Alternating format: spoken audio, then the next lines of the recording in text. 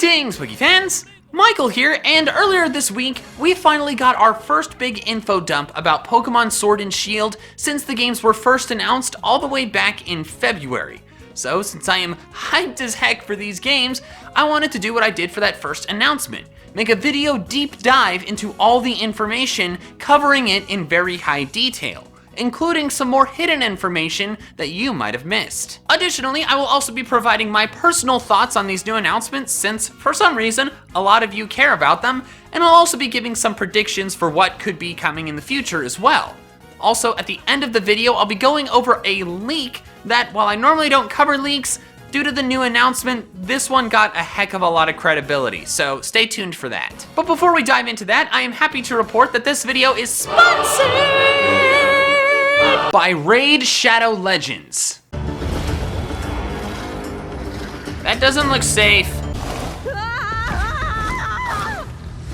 Oh my, I was right. In case you've been living under a rock the last couple months, or you didn't see my latest Pokemon meme review, how dare. Raid is a brand new collection RPG game. It's got an amazing storyline, incredible 3D graphics, epic giant boss fights, and over 400 different champions for you to collect and fully customize. Just look how crazy the level of detail is on them. Raid will remind you of classical RPG and strategy games with the added bonuses that one, it's on your phone, something I know you already have, and it's free. It's already loved by tons of people, having a near perfect rating with over 150,000 reviews. That's impressive. So, what are you waiting for? Head to the description below, click on my link, and instantly get 50,000 silver and a free epic champion to start your journey. Good luck, and I will see you there. But now that we've covered that, let's dive into the Pokemon Sword and Shield trailer, covering things in order of appearance, for the most part. First, we get several scenic shots, including one in the Edinburgh, God, I still cannot pronounce that, based city that seems to imply that this town's gym is, well, up there.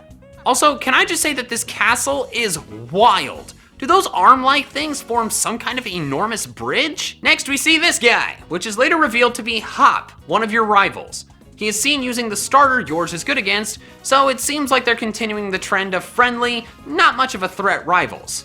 However, the site says he is one of your rivals, which could imply that you get others. Also, Hop, dude, stand up straight. Your posture is horrible. It's also revealed that at some point we fist bump our starter, which is extremely important. We get to see some scenic traversal shots, my favorite of which is this shot of the player in front of the Diglett statues, which yes, those are Diglett, not Dugtrio, since they aren't all popping out of the same hole. Right away we see the region's professor, Professor Magnolia, and her granddaughter, Sonia. Professor Magnolia's study focus is on Dynamaxxing, which we'll cover later, and Sonia is her research assistant. We were then shown several brand new Pokemon, and while we got a bit of information about them in the Direct, we got a heck of a lot more information about them in the official website. Wooloo, which seems to be the early game normal type, is the sheep Pokemon.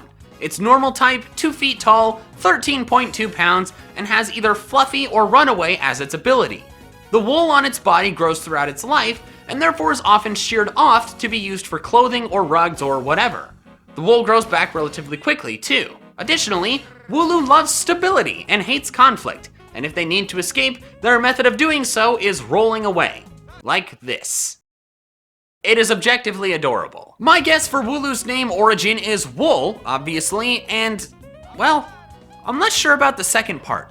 Maybe loo? The British term for a toilet? No, that can't be right. Maybe it's supposed to be wool and woohoo, you know, because rolling down hills like what Wooloo do would be fun, so you'd say woohoo. DuckTales Wooloo. As for my personal thoughts on Wooloo, I like it a lot. I think it's adorable. Also, I'm excited to see what it evolves into. Hopefully it keeps its pleasant aesthetic appearance, but also hopefully has respectable stats, since early game normal types, as we know, tend to not be very strong. Next was Dreadnought, a Pokemon that appears to be based on a snapping turtle.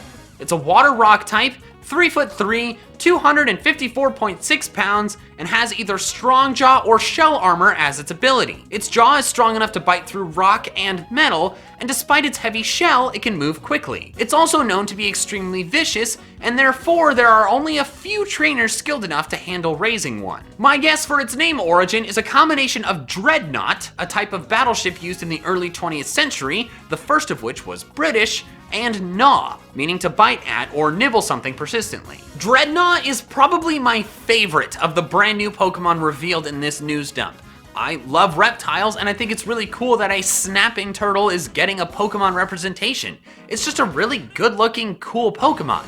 My only concern about Dreadnought is that they seem to imply that it doesn't evolve, since at one point we see one being used that's level 55, which it would be completely fine if it doesn't evolve. I'm just worried about its stats being passable if it doesn't evolve, since a lot of non-evolving Pokemon don't have that great of stats. Who knows, maybe it'll be surprisingly fast since they say it can move quickly. But they also said that Vikavolt can move quickly and it can be very acrobatic, but it has a lower speed stat than Grubbin, so are they to be trusted? If Dreadnought does get an evolution, I would love to see it become Water Steel type, since it would make a lot of sense. It gets stronger armor and a stronger jaw, and it'd be really cool typing that could be on a cooler Pokemon than frickin' Empoleon.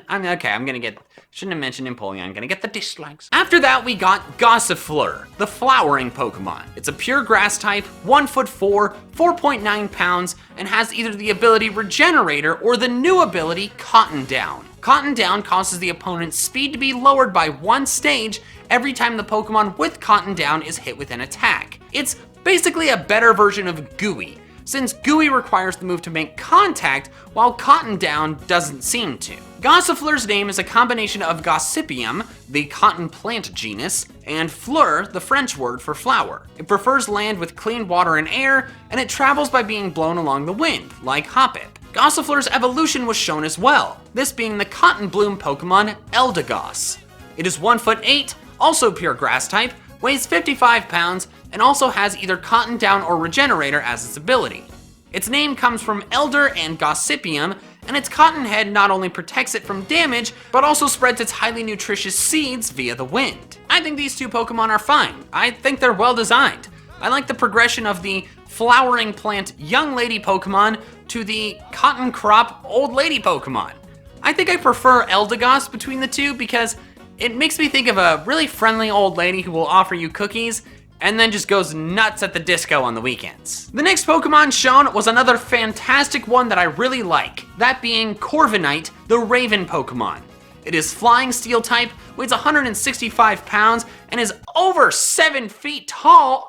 What? It has either Pressure or Unnerve as its ability, which I think suits it well. And its name is a combination of Corvid, a bird of the crow family, and Night. By the way, I should go ahead and crush your dreams now. If you think you're being really creative by naming yours Edgar or Poe or Nevermore, you're not. Thousands of people have already thought of that. You can do it for sure, it's just not unique. It is a very powerful Pokemon, known to be the strongest Pokemon living in Galar skies. However, despite that, it seems to get along well with humans, since its taxi service seems to be the fly replacement in this game. Speaking of the fly replacement, the official website, not the trailer, actually revealed the HM replacement for this game, that being the Rotom phone. Yes, the Rotom Dex is back, this time in the form of a very modern smartphone. However, it doesn't just serve as your Pokedex. You can attach it to your bike, yep, bikes are back, and that makes it move faster or even travel over water. In short, Rotom phone bike attachment upgrades are your new HM replacements. The trailer then showed off the fact that overworld encounters are back. Yeah! And showed us an area called the Wild Area, which I am obsessed with. It's basically a big open world segment of the map that's just nature. Tons of different wild Pokemon wander around that change depending on where in the wild area you are, what the weather is, what time it is, and so forth. And there are some pretty shockingly evolved Pokemon there as well. This is the area of the Galar map that I believe to be the wild area based on landmarks that we saw in the trailer. I am super excited to explore the wild area and just see what kind of really cool Pokemon I can run into and find.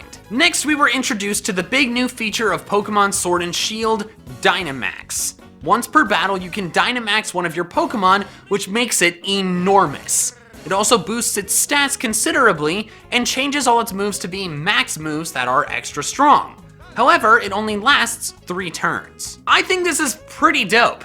Battling with giant kaiju-sized Pokemon is awesome, and I also like the fact that it only lasts 3 turns to make sure that it doesn't become too OP. Another aspect of Dynamaxx is the feature of basically Pokemon Go raid battles, called Max Raid Battles, being in the game. You find a beacon in the wild area and take on a Dynamaxxed Pokemon with 3 teammates. The boss stays Dynamaxxed the whole battle though, and only one of your 4 can Dynamaxx their Pokemon, and only once. If playing alone, AI people will join to assist you. If you're able to defeat the raid, you get to catch the boss Pokemon, and it seems to be a guaranteed capture. Which bosses can be found varies on the location of the beacon and the weather, and some Pokemon can only be caught via max raids. Next we get a glimpse at the gyms, which are set up in a sports stadium format since they state Pokemon battling is the biggest form of entertainment in Galar. One interesting thing though, is during the shots of the crowds, this kid is shown wearing a sweater with what's either a very overweight Pachirisu on it or a brand new Pokemon.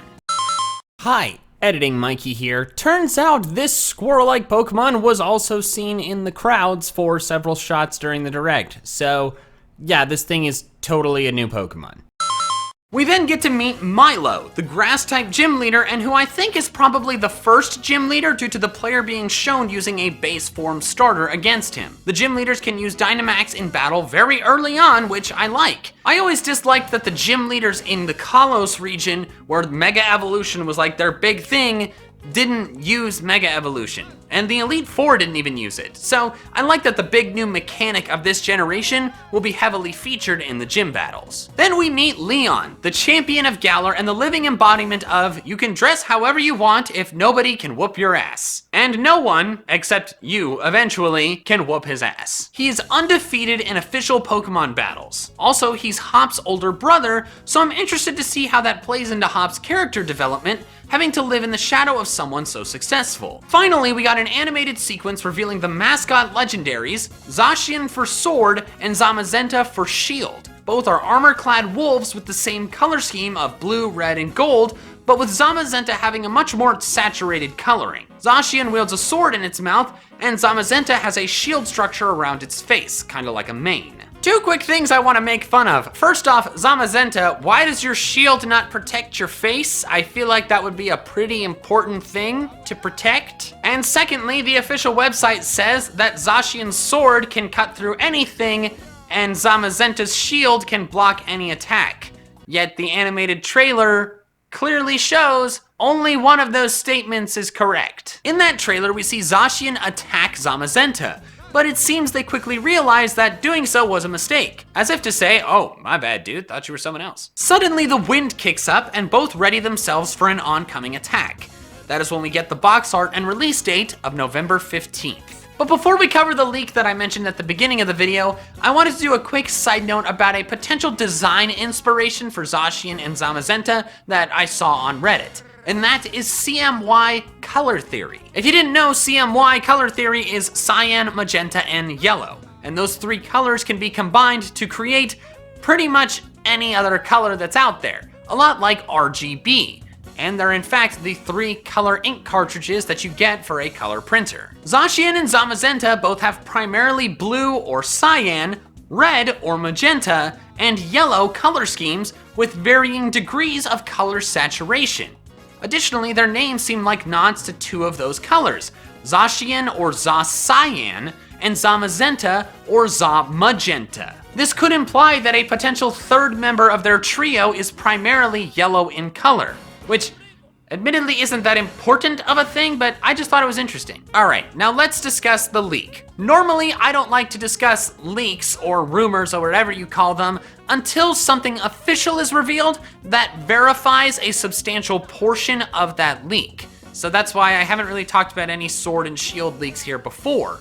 However, this most recent trailer verified a lot of this leak. This was posted back on May 24th, and what I'll do is read through it and indicate which parts of it have been officially confirmed. Your rival is named Hop, but you will also be facing off against Bede and Marnie. Team Yell is the gang in this game, who are well-meaning fans of Marnie causing trouble. To become part of the gym challenge, you will have to get an endorsement. Bede gets an endorsement from Chairman Rose and his secretary Oleana. Eternatus, or Eternatus, is the evil legendary. The other legendary will be a wolf, who will either have a shield main or hold a sword like a Great Wolf Sif. Dynamaxing and Gigantamaxing are new dynamics that will supersize Pokemon in specific areas.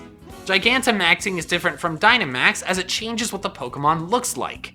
Meowth looks like a long cat. Lapras gets layers like musical bars to its shell and musical notes.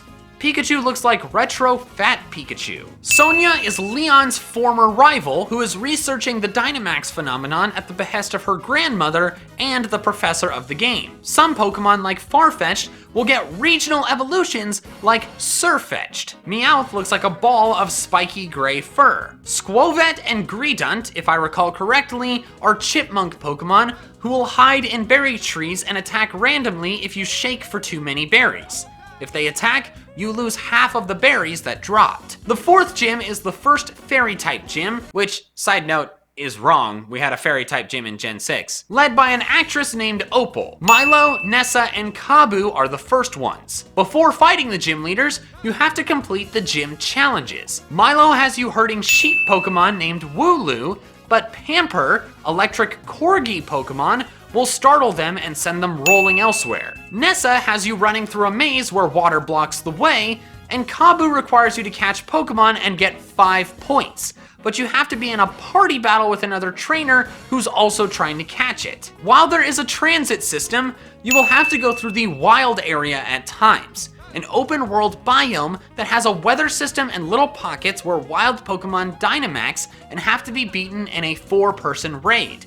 You will randomly see nearby trainers and interact with them to get their league cards and items. Camping is how you play with Pokemon now. You'll get 2 toys, a feather toy, and a toy Pokeball, which can raise friendship.